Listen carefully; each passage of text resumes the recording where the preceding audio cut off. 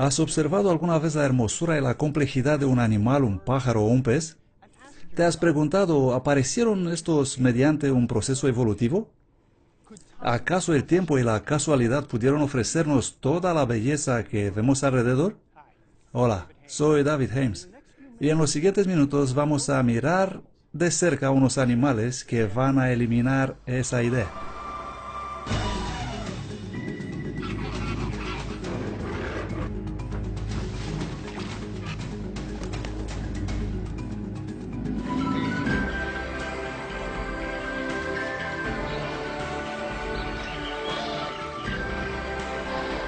Criaturas increíbles que desafían la evolución.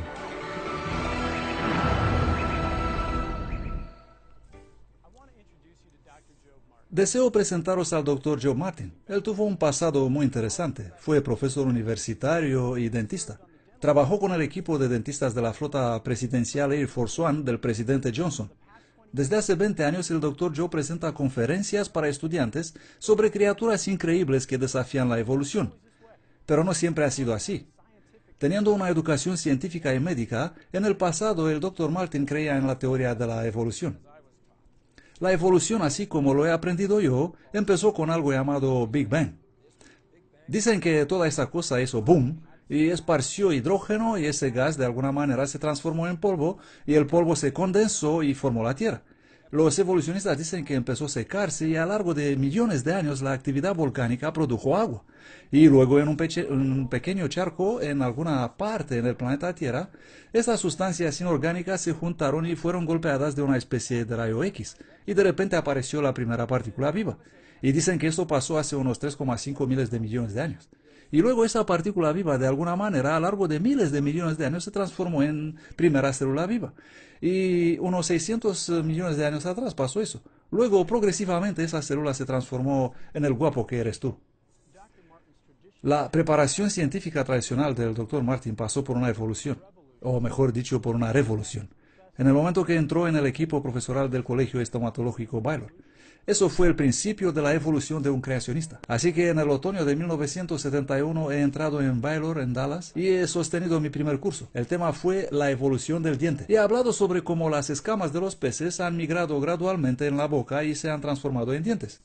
Algunos estudiantes vinieron a mí después del curso y me preguntaron si alguna vez he estudiado qué dice el creacionismo científico. Eso era en 1971, ni siquiera había oído de tal cosa. Yo era cristiano apenas desde 5 años atrás. Y me dije a mí mismo, ¿y esos chicos de dónde salieron?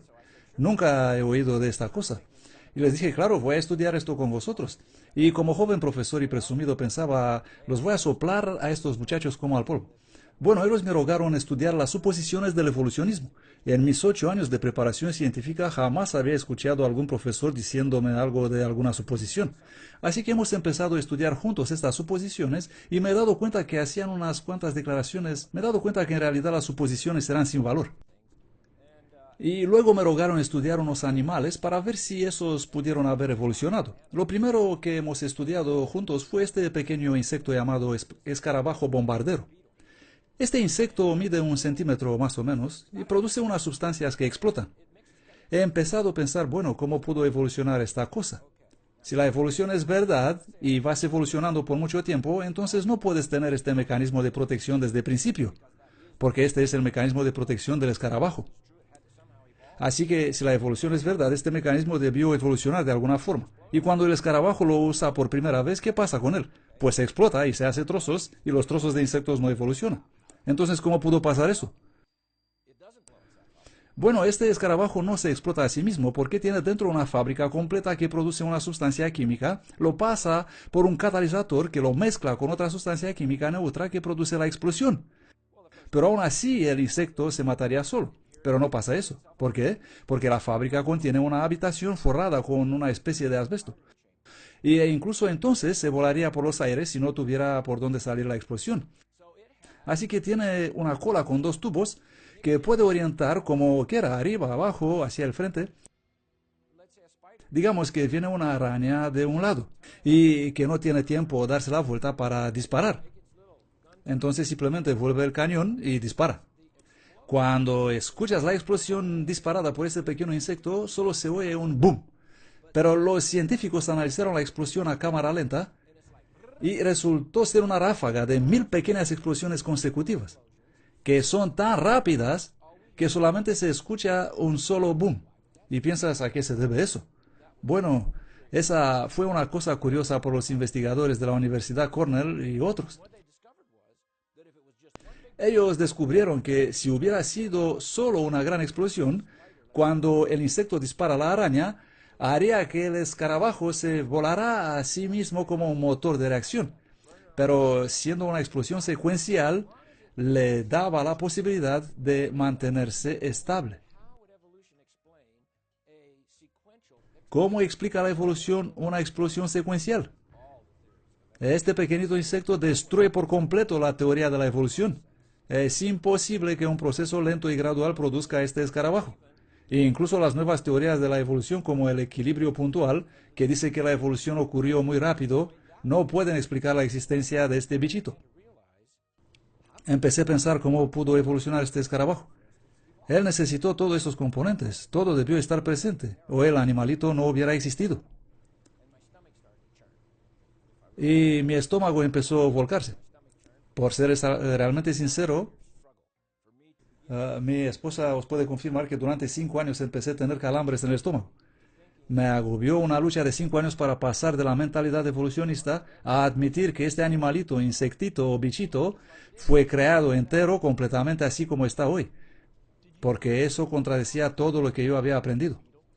¿Sabías que el más fuerte animal del mundo es el escarabajo? De hecho, en un solo test, un escarabajo rinoceronte llevó en su espalda un peso de 850 veces mayor que el suyo. Sería como si yo intentaría llevar 58 toneladas. Pues no lo creo. Vamos a mirar un poco el animal más alto del mundo. La jirafa macho mide unos 5,4 metros en altura. Para bombear la sangre en contra de la gravitación, en este largo y delgado cuello, la jirafa necesita una bomba muy fuerte. Y ese es el corazón. El corazón de un macho llega hasta 80 centímetros. Una gran y fuerte bomba. Él vive por ahí tranquilo, todo bonito y calmo, pero de repente esa criatura de 5,5 metros piensa, necesito beber agua. Así que se inclina para beber, pero ahora tenemos un problema. Porque ahora esa poderosa bomba, en vez de bombear en contra de la gravitación, bombea con la gravitación. Así que el corazón se contracta fuertemente, la sangre es disparada a través del largo cuello, golpea el cerebro y lo revienta. Así que acaba de volarse el cerebro, muere y ahora está pensando por sí mismo. Necesito evolucionar un poquito para poder cuidar de mis problemas. Cada vez que bebo agua me revienta el cerebro. Bueno, ya sabemos que las criaturas muertas no evolucionan. Pero no se le revienta el cerebro porque a medida que se inclina, en su arteria existen unas pequeñas válvulas que se cierran. Sin embargo, el último chorro de sangre pasa de última válvula y eso es suficiente para reventarle unos cuantos vasos sanguíneos en el cerebro, pero la sangre no llega al cerebro. El último chorro llega debajo del cerebro en algo parecido con una esponja. Y esa esponja simplemente se llena despacito y de este modo no le explota el cerebro. Se bebe el agua tranquila y de repente ve una cebra corriendo por este lado, pero no le hace caso, pero de otra parte aparece un león. ¡Oh, el león me quiere comer! Tengo que desaparecer de aquí. Bueno, ¿cómo sabe hacer la diferencia? Los evolucionistas no pueden explicar esto, pero el león viene y quiere comer la jirafa. Por lo tanto, la jirafa se levanta, hace 5 pasos y se desmaya. El cerebro no tiene suficiente oxígeno. Y ahí está desmayada y el león se la come. Y otra vez piensa, tengo que evolucionar. Cada vez que levanto la cabeza me desmayo. Por supuesto que no pasa eso. ¿Por qué? Porque Dios lo hizo de tal modo que cuando empieza a levantarse la cabeza, esas válvulas se abren, la esponja de debajo del cerebro se vacía despacito, ofreciendo al cerebro una última porción de sangre oxigenado. Las válvulas de las venas se cierran a medida que la cabeza se levanta y el animal corre y todo está bien. La presión de sangre está bien y el animal se siente perfecto. Bueno, ¿cómo ha evolucionado todo esto? La jirafa necesita que todos estos mecanismos sean presentes al mismo tiempo y desde el principio, si no muere. Por eso creo que la jirafa es otro ejemplo de un proyectante. Se necesita un diseñador para hacerla como está hecha. La más alta jirafa conocida se llamaba George y habitaba en el zoo de Chester, en Inglaterra. George medía 6 metros a las alturas de los cuernos. Ahora hablaremos de un pájaro bastante común, pero examinado atentamente resulta increíble. El pájaro carpintero es un pajarito muy especial. Su pico es como de fuerza industrial. Es más fuerte que de otros pájaros. El pájaro carpintero tiene pies especiales. La mayoría de los pájaros tiene 3 dedos delante y 1 atrás. Este tiene 2 delante y 2 atrás.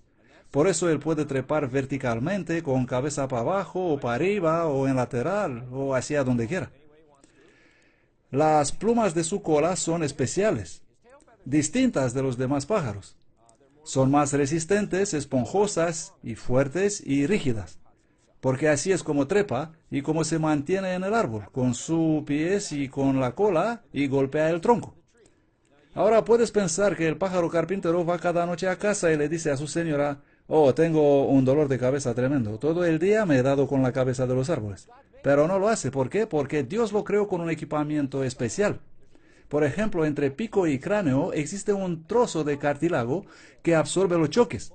Comparada con su peso corporal, la cabeza es la más gruesa entre todos los animales.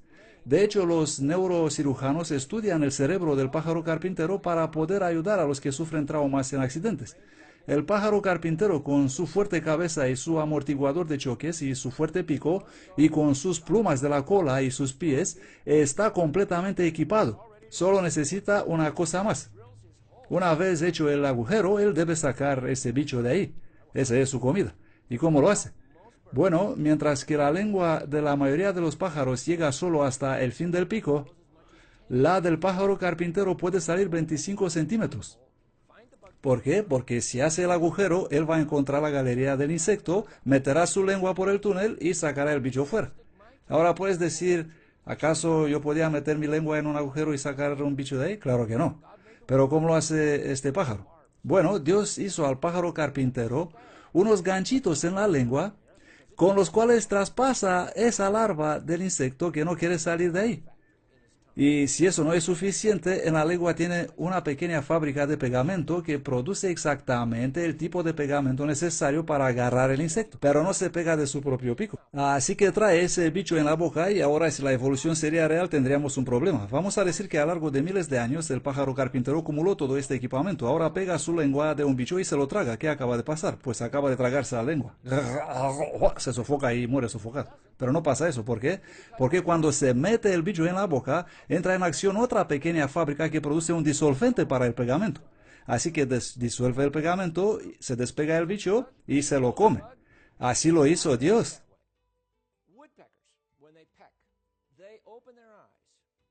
Cuando los pájaros carpinteros golpean, abren los ojos entre cada golpe. Toman el blanco, cierran los ojos y golpean el tronco. Todo lo que escuchas es trrr, trrr.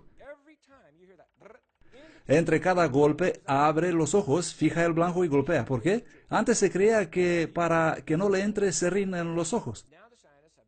Pero ahora los científicos han medido la fuerza del impacto entre la cabeza y el tronco, que es tan grande que si no cerraría los ojos, estos volarían.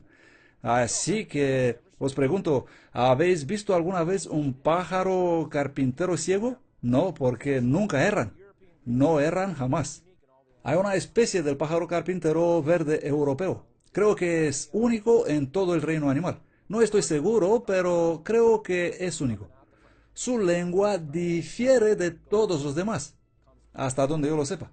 Nuestra lengua empieza en la garganta y termina adelante. Su lengua empieza en la garganta, baja por detrás del esófago, sube por detrás del cuello, por debajo de la piel de la cabeza, sale por un pequeño orificio entre los ojos, entra en una fosa nasal y sale finalmente por el pico. Y debes preguntarte cómo evolucionó tal cosa. Y yo he preguntado a los evolucionistas: dime, ¿cómo y de dónde viene esta lengua? No tienen ni idea, no pueden responder. Yo digo: vosotros decís que ese pájaro ha evolucionado de otra criatura, pero no existe ninguna criatura con tal lengua. ¿Cómo pasó eso? No tienen ni idea. Así que yo sí que puedo decir como creacionista.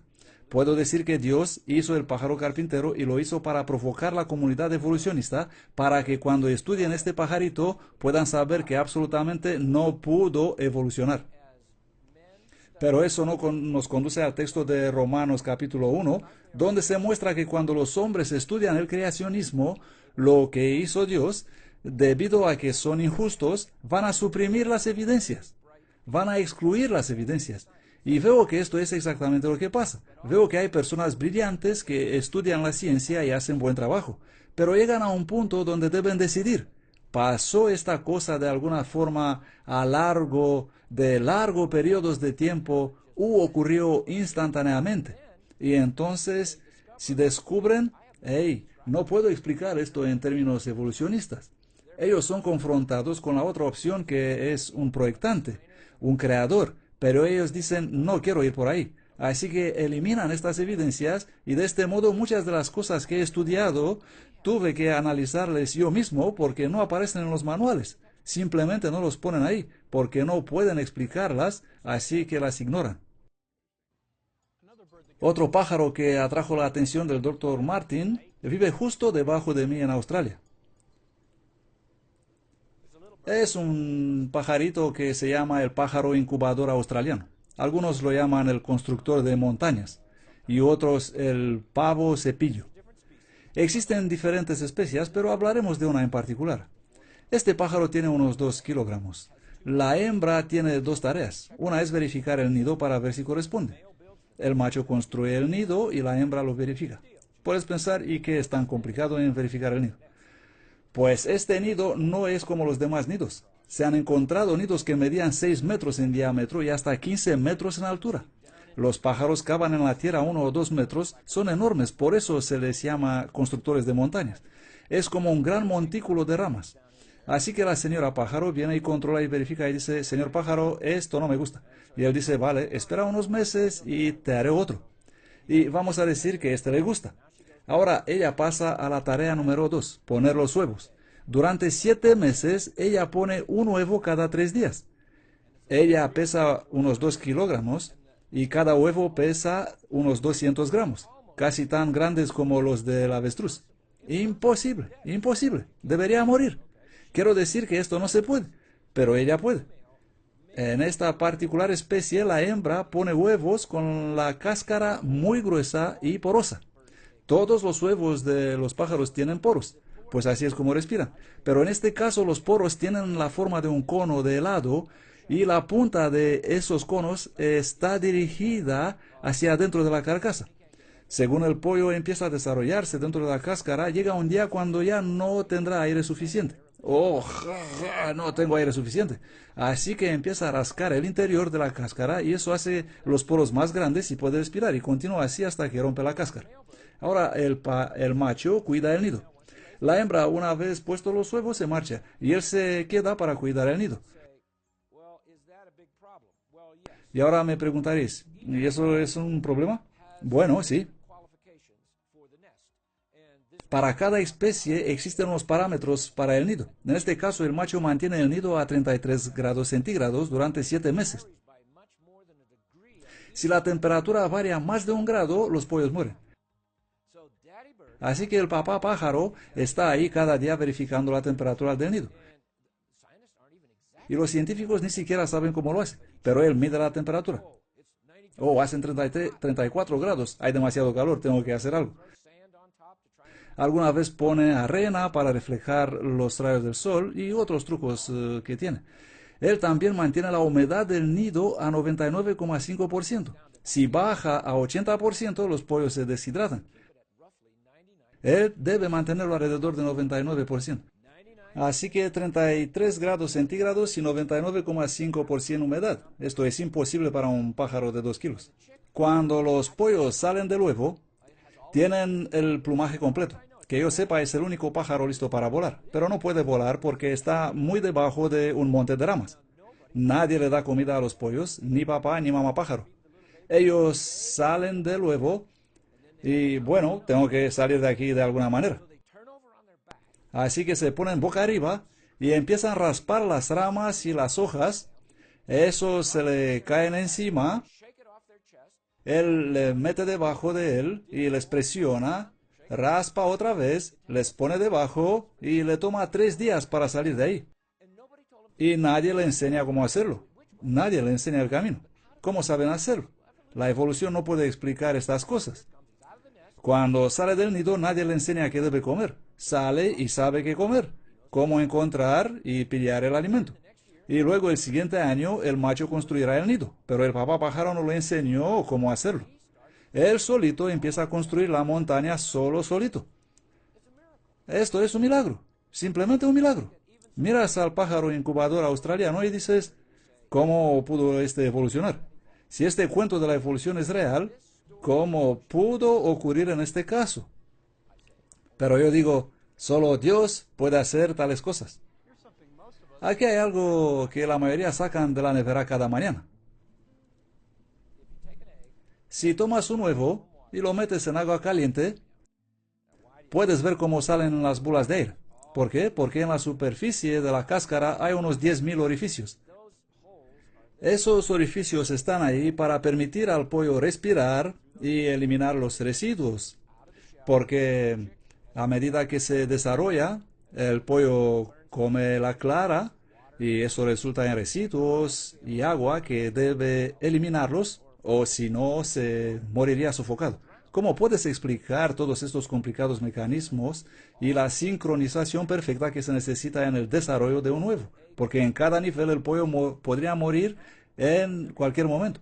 Todo debe ser un día exacto y en un orden exacto y el tiempo debe ser exacto, si no obtendrás un pollo muerto.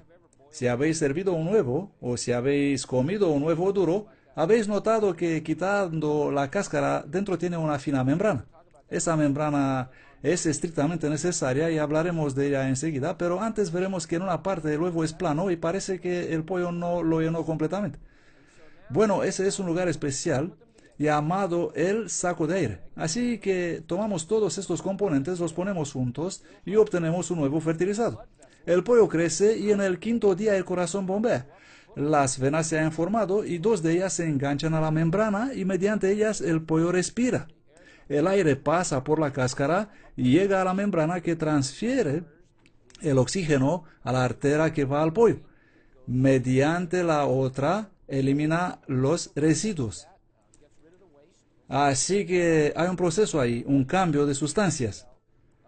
Otros dos vasos sanguíneos están conectados a la clara y así es como el pollo come. Mientras vive en esta cáscara, el pollo llega al momento cuando es demasiado grande y no tiene suficiente aire. Estamos en el día 19. Durante este tiempo, en el pico le ha crecido un pequeño diente llamado el diente de huevo. A nosotros nos crecen los dientes en la boca, pero a él le crece en el pico. En el día 19, con la ayuda de este diente, el pollo hace un agujero en esa parte plana del huevo donde está el saco de aire y ahora tiene aire para 6 horas más. Ahora, si vas nadando en el fondo de una piscina y te quedas sin aire, vas rápido a la superficie y consigues unas cuantas buenas respiraciones, pero el pollo no hace así, porque se quedaría sin aire. Él da el agujero el día 19, ni una antes ni una después. ¿Por qué se moriría? El día 19. Rompe ese saco y le quedan 6 horas. Puede quedarse ahí consumando el aire o puede decir, tengo que hacer otra cosa con este aire.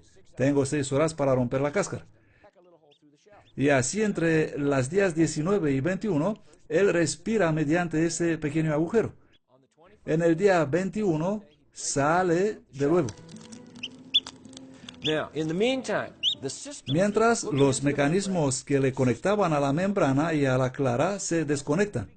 Y cuando sale de la cáscara, alguna vez le cuelgan en el cuerpo los vasos sanguíneos. Como se cambiara el traje de cosmonauta, él sale y se limpia y ya está preparado para la vida. Así que sale de nuevo el día 21, pero cada paso necesitó ser perfectamente sincronizado en el tiempo y ejecutado con precisión absoluta. Y cuando sale, el pollo es una entidad perfecta. Está en perfecta condición, no hay duda, es un pollo. Podemos ver eso en toda la naturaleza, en el registro fósil y entre las criaturas vivas. Todas son distintas, identificables, le podemos nombrar.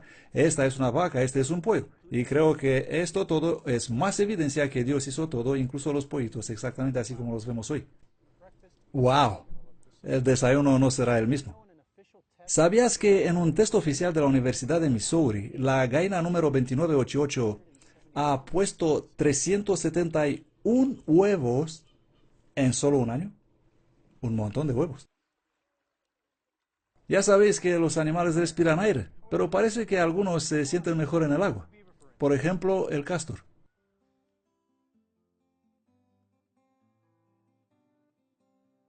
El castor es un ingeniero formidable. Construye represas con la habilidad de un ingeniero. De hecho, los ingenieros estudian las represas de los castores para entender cómo hacerlos más durables y aprender cómo canalizar las aguas. Parece que los castores saben todo.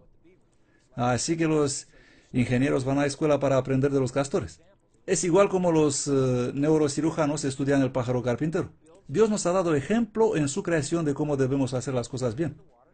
Bien, el castor se construye la casa que habitualmente tiene unas cuantas entradas subacuáticas y lo hace de tal modo que los gases inservibles puedan salir y el oxígeno entrar, y lo hace mantenerse seca debajo del agua. Así que puede criar a sus pequeñitos y tener un lugar bonito, seco y limpio donde vivir.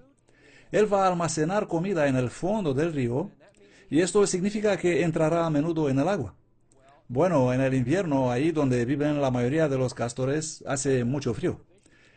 ¿Cuidó Dios este aspecto? Claro que sí. El castor tiene los párpados transparentes como unas gafas y puede mirar a través de ellos sin que se le entre la miseria en los ojos.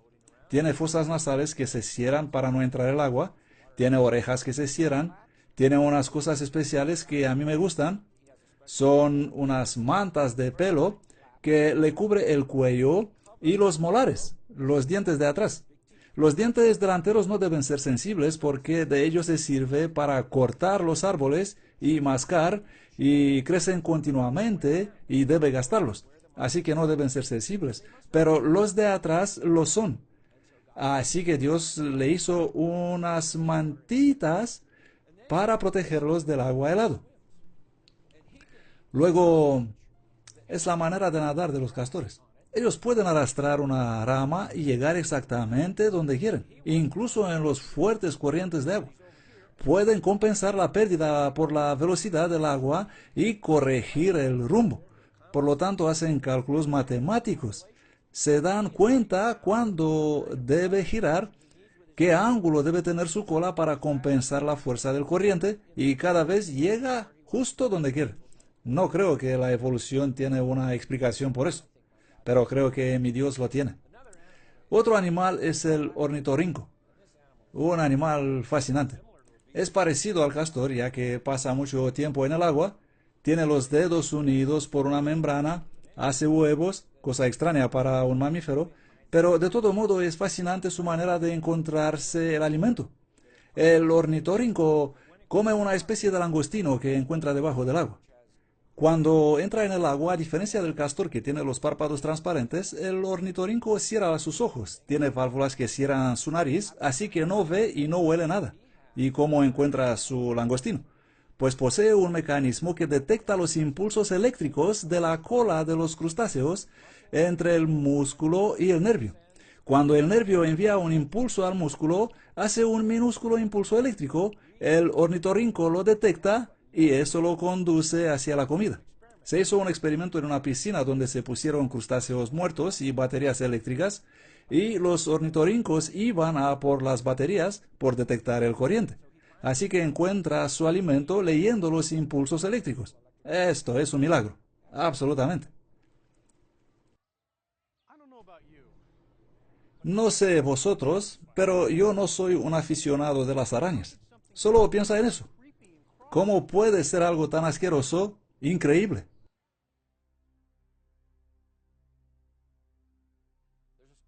Existe una araña que tenemos en Texas y en otras partes de Estados Unidos, llamado la araña negra amarilla de jardín. Algunos la llaman la araña cremallera, porque en el medio de su tela siempre hace una señal distintiva como una cremallera. Esta araña es simplemente increíble. Las tenemos cerca de nuestra casa y los miramos y algunas veces les damos de comer insectos. Esas arañas tienen unos 7 modelos de tela. Ellos producen cierto tipo de hilos que no son pegajosos. Los usan para correr sobre ellos a por los insectos. Producen otro tipo de hilos pegajosos que pillan los insectos. Esas telas no son pequeñas. La tela de una hembra mide hasta 60 centímetros. Ella mide unos 5 o 6 centímetros. Y hacen cosas interesantes. Si te acercas a ellos mientras están tranquilos en su tela, alguna vez harán la red saltar como un trampolín. Una advertencia, vete de aquí, no te quiero tan cerca de mí. Cuando pillan un insecto, empiezan a tirarle trozos de tela y envolverlo, y escupan trozos, no hilos, sino trozos de tela, y creo que es fascinante el modo como controlan esta actividad. Ellos saben, para esto necesito un trozo, para esto necesito un hilo, para eso necesito un hilo pegajoso, saben lo que tienen que hacer. Cuando nacen las pequeñas arañas, de hecho la hembra pone 30, 50 huevos en un saquito que está hecho de otro material distinto. Ella lo teje y luego lo envuelve en una tela muy suave como de seda y al final lo envuelve con una capa marrón, por lo tanto tiene varios colores para su tela. Y puedes creer que va a llenar el saco por arriba, pero no, lo hace por debajo. Se coloca debajo de él y empuja los huevos dentro, y cada huevo está espolvoreado con un polvo fino, lo que significa que tiene otra pequeña fábrica dentro de sí que hace este material para que los huevos no se peguen uno de otro. Empuje los huevos dentro, sea la entrada, hace este trabajo en el otoño. Justo ahora tenemos uno de ellos en nuestra casa, esperando ahí en su saquito, y en la primavera saldrán. Y cuando salen, alguna cría puede decir, creo que quiero ir a Acapulco. No sé si dicen eso, pero digamos que sí. Entonces salen y empiezan a escupir hilos y esperan que el viento los levante. Luego liberan la tela y el viento se lo lleva. Y hemos encontrado estas arañas a 4.500 metros de altitud en el aire y a 2.500 kilómetros de distancia. Creo que esto es extraordinario. ¿Cómo decide la araña, hoy quiero ir a hacer una excursión? Voy a tirar la tela y me marcho en otra parte. Y así se esparcen por todas partes. Otra cosa interesante es que a medida que crecen, su caparazón permanece sin cambio, no crece. Y deben salir de él si no se mueren. ¿Y cómo salen? Bueno, tienen en su cuerpo otra fábrica que produce exactamente y precisamente el tipo de fluido necesario, llamado líquido de descamación o de muda, y en un día preciso escupen este líquido en el caparazón en lugar preciso. Tiene que ser justo este lugar. El caparazón se disuelve y se forma una especie de trampilla. Ellos abren la trampilla y salen afuera de este caparazón y empiezan a construir otro nuevo. A medida que crecen, hacen esto unas cuantas veces. Ahora, si la evolución es real, ¿cómo pudo la araña desarrollar esta fábrica que hace este líquido de muda de modo que disuelva el caparazón? Tengamos en cuenta que debe ser un líquido especial, no cualquier disolvente, y debe ser colocado en el lugar preciso, no en cualquier parte, si no, no se disuelve y no puede salir. Y todo debe ser hecho en el día preciso, si no la araña muere dentro. ¿Dónde está la supervivencia del más adaptado? Conforme a esta teoría, no debería existir arañas cremallera. A algunos les gusta matarlos. Yo digo, déjalos vivir. Ellos comen insectos plagas, son bonitos y es interesante observarlos. Por eso hizo Dios las criaturas de la naturaleza, para que nosotros las estudiemos atentos. Y a medida que haremos esto, vamos a comprender y le vamos a dar gloria a Dios. Y creo que deberíamos estudiar las cosas que hizo Dios. Puede que a fin de cuentas las arañas no son tan asquerosos y malos. ¿Cómo no he aprendido esto en la escuela? Y otra cosa que podemos estudiar. En el suroeste de Estados Unidos existen todo tipo de lagartos, y algunos son muy interesantes. Uno de ellos, llamado gecko, tiene unas características muy especiales: sus pies. Si tienes un pequeño gecko en casa, porque son muy amistosos, lo puedes ver corriendo por el techo. Puede ser un techo de vidrio y él andará tranquilo. No va a caer y la gravitación no lo puede desprender. Los científicos por muchos años no supieron a qué se debe esta capacidad del lagarto que lo habilita a pegarse de este modo. Luego aumentaron el pie y vieron que tiene en la planta unos mechones de pelo. Y dijeron, no, esto no es suficiente. esos pelos se ven a una aumentación de 2000 veces. Pero decidieron que no es suficiente. Debe haber algo más aquí. Así que lo pusieron en un microscopio electrónico y aumentaron más y más y más hasta llegar a 35,000 veces y encontraron la respuesta. Todos esos pelitos contienen unas minúsculas ventosas, pero tienes que aumentarlas 35,000 veces para poder verlas. Estas ventosas son tan fuertes que si el pie no sería hecho de modo especial, cuando el lagarto pondría su pie en el techo, simplemente se quedaría atascado ahí. Pero su pie fue construido de modo que pueda usar otras partes de la pierna para despegar las ventosas. Si miras un pie de gecko, es totalmente diferente de los otros lagartos. La mayoría tienen dedos con garras largas, pero el gecko tiene como unas almohadillas redondeadas en los pies y puede usar las ventosas delanteras para despegar a las traseras, o puede usar las ventosas de un lado para despegar las ventosas del otro lado. Y lo hace naturalmente, y así anda. ¿Cómo puede un lagartijo evolucionar unos pies con ventosas que debes aumentar 35,000 veces para poder verlas? ¿Cómo evolucionó eso? ¿Y por qué fue necesario evolucionar de este modo? ¿Y por qué tener precisamente un pie que necesite exactamente ese tipo de ventosas? Todo esto debió estar ahí desde el principio. Luego tenemos otro lagarto llamado chucuala. Y este lagarto tiene 3 características que lo hacen especial. Una es que en la espalda tiene como un manto de cuero.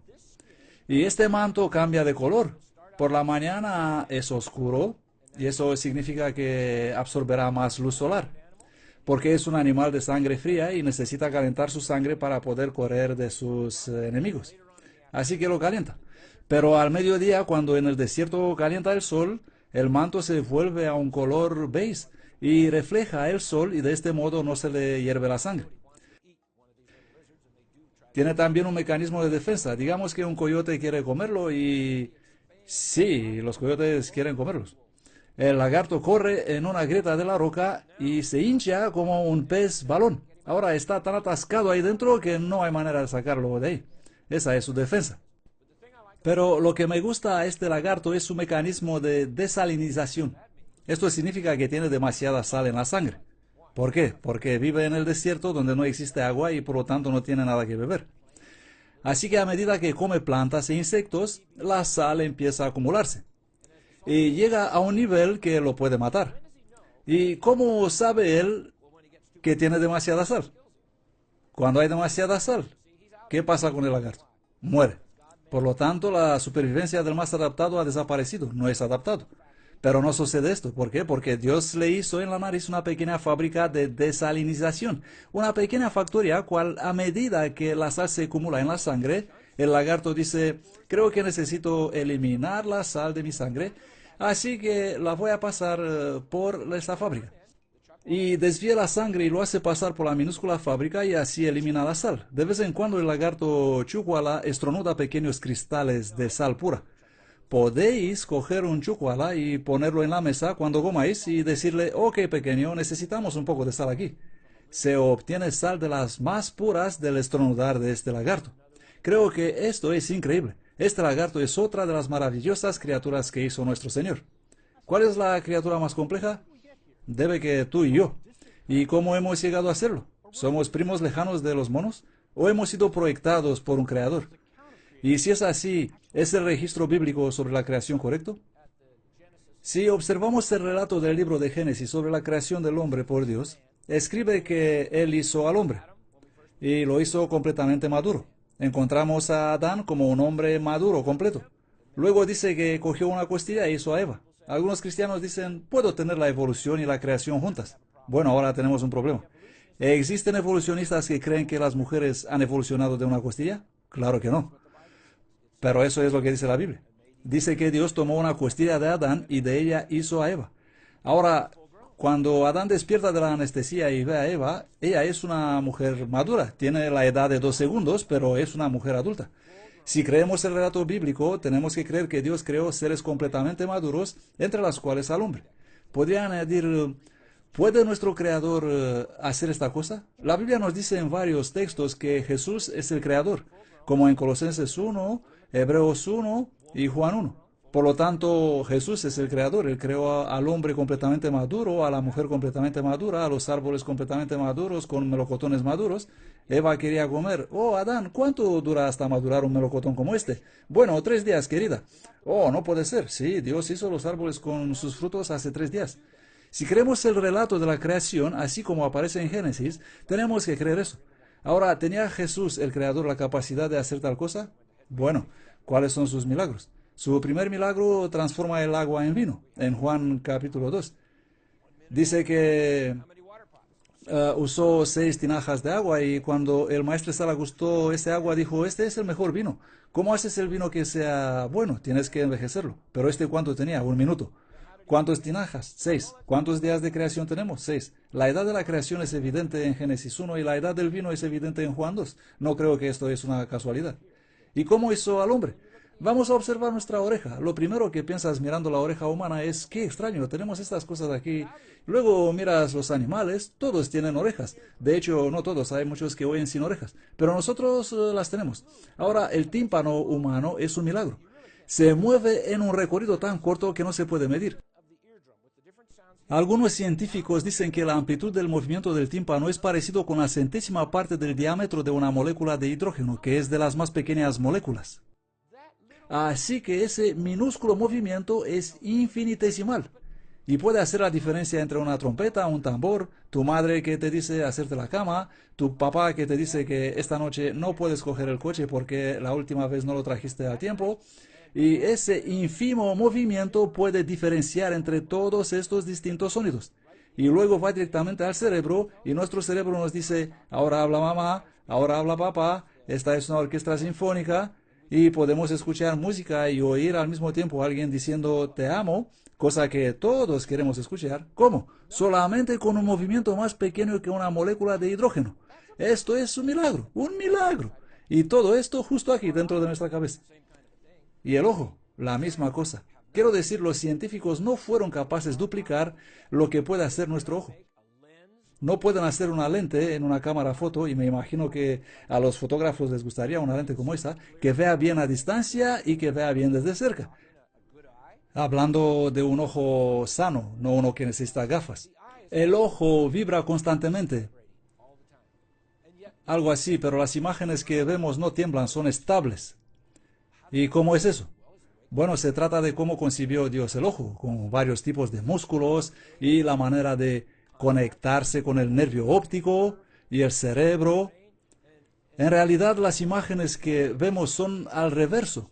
Se hicieron experimentos con gafas que vuelcan las imágenes y en 2 semanas las personas con este tipo de gafas pueden conducir coches, porque su cerebro puede compensar todo este cambio. Pensando un poco en cómo funciona el cuerpo humano, cómo pudo evolucionar tal cosa. Ahora, si pensamos en esto, cuando miramos estas criaturas y empezamos a pensar, ¿cómo es posible esto? ¿Es este el resultado de un proceso impersonal, ocasional y casual?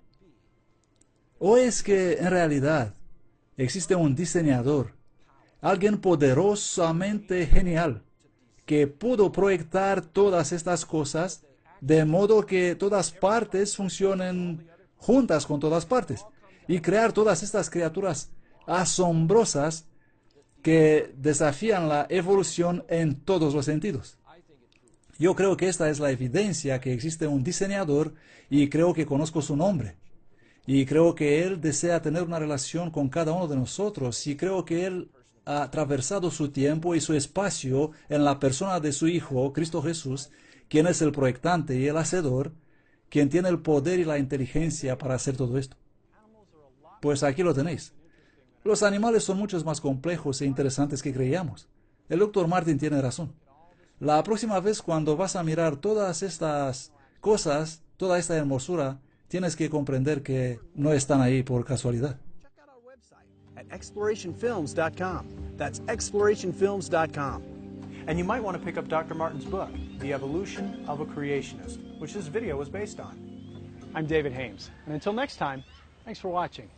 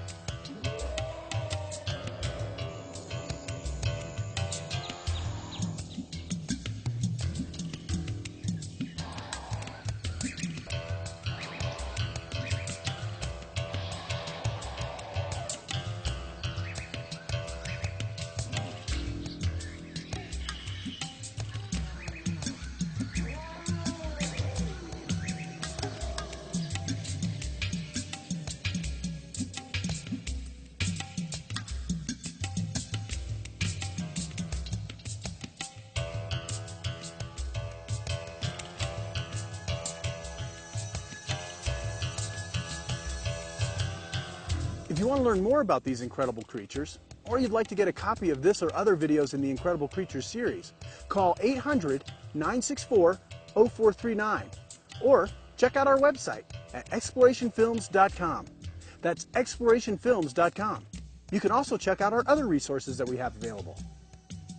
To invite Dr. Martin to speak to your group or organization, call 972-771-0568 or on the web at www.biblicaldiscipleship.org.